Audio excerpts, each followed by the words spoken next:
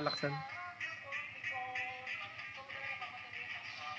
Ayun yung tumatawag. Tawagin mo nga. Tawagin mo nga. Dali.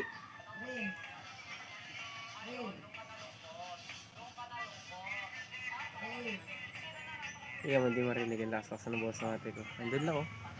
Ayan lang, hanggang dito lang. Hindi siya marinig oh.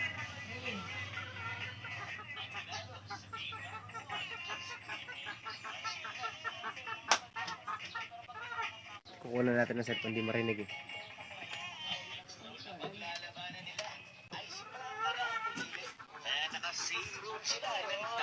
Ilabas na ni Franca yung Marami pa natawag ako sa'yo. nagalit. Gusto na talagang makabawi. Simulan na natin. Napakalapit, hindi mo ko naririnig.